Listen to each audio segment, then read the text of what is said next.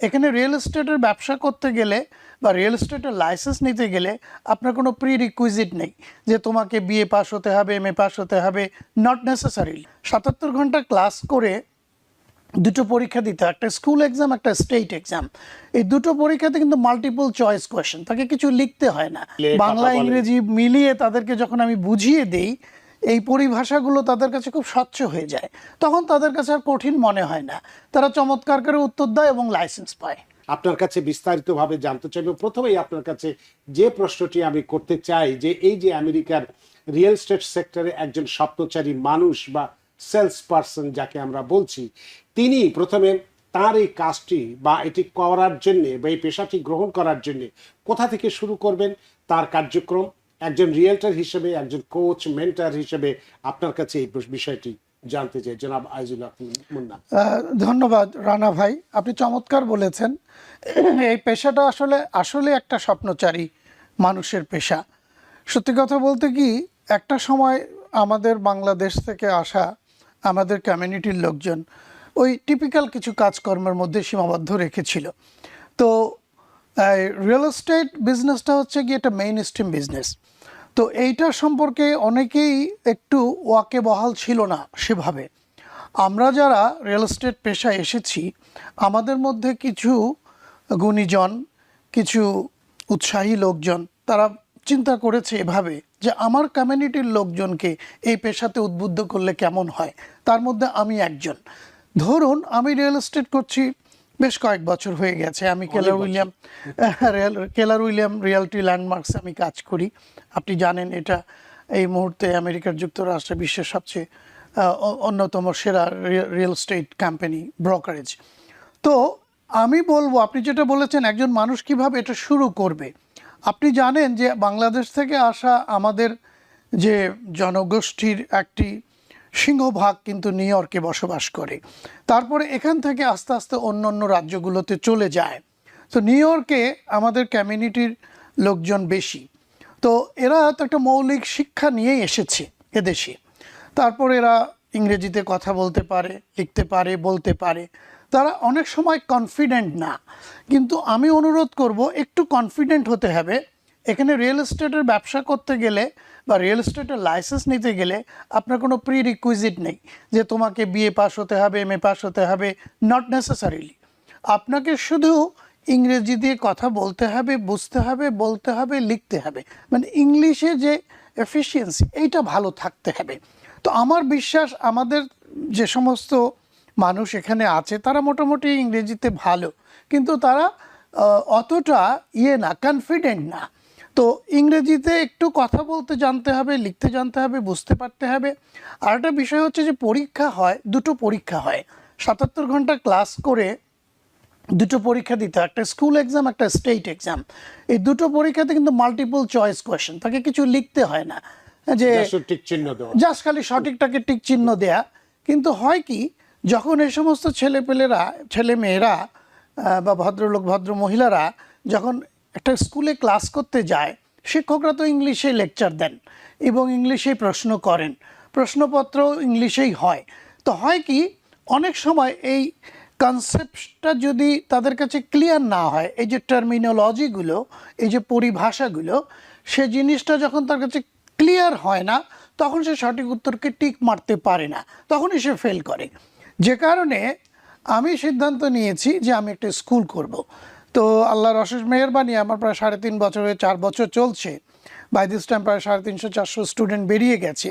তো আমার বিভিন্ন জায়গা থেকে তারা এক বা একাধিকবার চেষ্টা করেছে, ফেল করেছে, ডিসঅ্যাপয়েন্টেড হয়েছে, তারা মনে করেছে এটা বোধহয় খুব কঠিন একটা কিছু। যখন আমার কাছে ওরা আসে, আমরা বাইলিঙ্গুয়াল ইয়েতে আমি তাদেরকে যখন বোঝাই, বাংলা ইংরেজি মিলিয়ে তাদেরকে যখন আমি বুঝিয়ে দেই, এই পরিভাষাগুলো তাদের কাছে খুব স্বচ্ছ হয়ে যায়, তখন তাদের কাছে আর কঠিন মনে হয় না, তারা চমৎকার করে উত্তর দেয় এবং লাইসেন্স পায়। অনেক ধন্যবাদ। আপনি শুরুটা বললেন, এবার মনে করুন যে একজন স্বপ্নচারী আমাদের এই ইয়াং জেনারেশনের একজন মানুষ, তিনি এই কাজটি করলেন, আপনি যে বিষয়গুলো বললেন, পরীক্ষা দিল, পাশ করলো, এবার তার সামনে একটা বিশাল চ্যালেঞ্জ ধরা দিল বা সামনে এসে পড়লো। এইরকম অবস্থায় আপনার দীর্ঘদিনের এই অভিজ্ঞতার আলোকে জানতে চাই যে একজন এই সেলস পারসন তার লাইসেন্সটা পাওয়ার পর প্রথম 1 বছর বা 2 বছর তাকে সবচেয়ে বড় বড় বা কোন কোন চ্যালেঞ্জগুলোর মুখোমুখি হতে হয়, যদি একটু বলতেন। চমৎকার করে বললেন রানা ভাই, আপনি ইতিমধ্যেই বলেছেন যে এই লাইসেন্স করবার পরে কেউ কিন্তু তাকে বেতন দেয় না, সে কিন্তু কোনো বেতনভুক্ত কর্মচারী হয় না। তো আমাদের স্টুডেন্টদেরকে যারা লাইসেন্স নিয়ে রিয়েলটর হতে চান তাদেরকে সবসময় এটা মনে রাখতে হবে, লাইসেন্স পাওয়ার পরে আপনি কোনো একটা ব্রোকারেজ জয়েন করতে হবে। এর দেশে কিন্তু এটা পূর্ব শর্ত, কোনো না কোনো ব্রোকারেজে আপনাকে অ্যাসোসিয়েটেড থাকতে হবে। আপনি জানেন এখানে কেলার উইলিয়াম আছে, রিম্যাক্স আছে, সেঞ্চুরি 21 আছে, বেটার হোমস আছে, অনেক রিয়েল এস্টেট কোম্পানি আছে। কোনো না কোনো কোম্পানির সঙ্গে তাকে অ্যাসোসিয়েটেড হতে হবে, নট নেসেসারিলি তাকে 9টা-5টা অফিস করতে হবে। তার যখন ভালো লাগবে সে যাবে, ভালো না লাগলে যাবে না।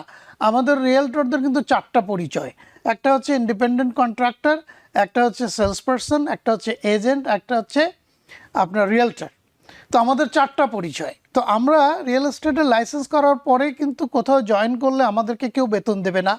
কমিউনিটিতে আমাকে কিন্তু পরিচিত হতে হবে, আমাকে জানানি দিতে হবে যে আমি রিয়েল এস্টেট করি, আমি বাড়ি কিনে দেই, বাড়ি বেচে দেই, তোমার জন্য ভাড়াটে খুঁজে দেই, আবার একজন ভাড়াটেকে বাড়ি খুঁজে দেই। আমাদের মূলত 4জন হচ্ছে গিয়ে ক্লায়েন্ট। এই 4জনকে যখন আমরা সেবা দেব তখন এরা আমাদেরকে কমিশন দেবে। তো এই হচ্ছে গিয়ে বিষয়। তো আপনাকে যে প্রশ্নটা আপনি করেছেন, প্রথম 1 বছর 2 বছর না, অন্তত বছর খানেক বা মাস 6 তার কিন্তু একটা বিকল্প একটা মানে ব্যাকআপ থাকতে হবে। মানে আমি এখন সে যা করছে সেটা আমি তাকে ছাড়তে বলি না। আমি আমার স্টুডেন্টদেরকে সবসময় বলি, আপনি এখন যেটা করছেন সেটা আপনি ছাড়বেন না। এটার পাশাপাশি আপনি শুরুতে এটা পার্ট টাইম হিসেবে শুরু করবেন। পার্ট টাইম হিসেবে শুরু করতে করতে যখন বাড়ি বেচাকেনা করতে করতে আপনি যখন এই পেশায় মজা পেয়ে যাবেন তখন আগের পেশাটা ছেড়ে দেবেন। এজন্য একটা বিকল্প বন্দোবস্ত কিন্তু থাকতে হবে। এটাই মোটামুটি একটু চ্যালেঞ্জ, যেটা 6 মাস বা 1 বছরের জন্য যেটা বললেন। জি। তা আমরা শুরুটা দেখলাম, চ্যালেঞ্জটাও দেখলাম, আপনি বললেন।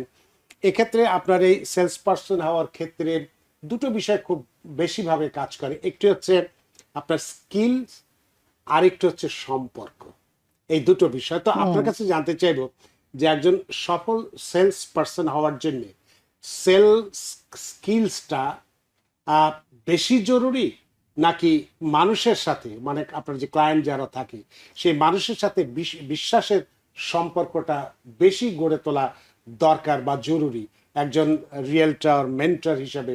আপনার কাছে এই বিষয়টা না, মোটা দাগে বলতে গেলে মানুষের সঙ্গে বিশ্বস্ততার সম্পর্ক, যেটাকে আমরা বলি ফিডুশিয়ারি রেসপন্সিবিলিটিস, মানে আপনি একজনের সাথে আস্থাভাজন হয়ে তার বিশ্বাসের মূল্য দিয়ে তাকে সহযোগিতা করছেন, এই সম্পর্কটাই সবচেয়ে বেশি গুরুত্বপূর্ণ। কেউই কিন্তু সেলসম্যানশিপ আগে করেছে এরকম কিন্তু খুব একটা বেশি মানুষ পাওয়া যায় না যে সেলসে তার পূর্ব অভিজ্ঞতা আছে, নট নেসেসারিলি। কিন্তু এই সম্পর্কটা হচ্ছে সবচেয়ে গুরুত্বপূর্ণ, তার সততা, নিষ্ঠা এবং আস্থার সাথে সে কাজ করবে। আমাদের ফিডুশিয়ারি রেসপন্সিবিলিটি বলতে আমরা যেটা বলি, যেমন এটা আমরা সংক্ষেপে নাম দিয়েছি ওল্ড কার। একটা হচ্ছে অবিডেন্স, তারপরে লয়্যালটি, তারপরে ডিতে হচ্ছে ডিসক্লোজার, আচ্ছা, সিতে হচ্ছে কেয়ার, তারপরে এতে হচ্ছে আপনার অ্যাকাউন্টেবিলিটি, আর আরতে হচ্ছে রিজনেবল কেয়ার, অ্যাকাউন্টেবিলিটি, এগুলো থাকতে হবে। এবং সততা যদি না থাকে তাহলে, কেননা মানুষের জীবনে কিন্তু বাড়ি কেনাটা একটা আমেরিকান ড্রিম, চারটেখানি কথা না।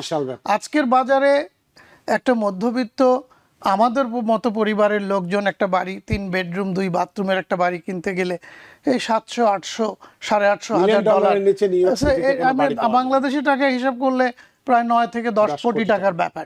তো এতগুলো টাকা সে কষ্ট করে জোগাড় করেছে, অনেক কষ্ট করে আয় করেছে, অনেক কষ্ট করে সে সেভ করেছে। এই টাকাটা আপনার কথার উপর ভিত্তি করে সে একটা প্রপার্টি কিনতে যাচ্ছে। তো আপনাকে কিন্তু at the same time skilled হতে হবে, নলেজেবল হতে হবে এবং বিশ্বস্ত হতে হবে। এই কারণে বিশ্বাসের কথাটা এই কারণে বললাম যে আমরা প্রায়ই শুনি যে এটা বাড়ি কিনতে গেলাম, আমার সেলস পারসন আমাকে ঠকিয়ে দিয়েছে, সে সবকিছু ঠিক মতো দেখেনি, খালি বিক্রি করে দিয়ে আমার উপরে চাপিয়ে দিয়ে চলে গেছে। এই ধরনের কথাবার্তা আমরা শুনি। সে কারণেই এই কথাটি বললাম যে স্কিলসটা এবং বিশ্বাস, এই সম্পর্কটা ওই যে আপনি বললাম যেটা বললেন, একটা অপরটার রিজনেবল সহায়ক। Care, Yeah. মানে আপনি যে জ্ঞানে আপনি জ্ঞান অর্জন করেছেন সেই জ্ঞানের সর্বোচ্চ প্রয়োগ করতে হবে, দায় সারা গোচর কিছু করলে হবে না।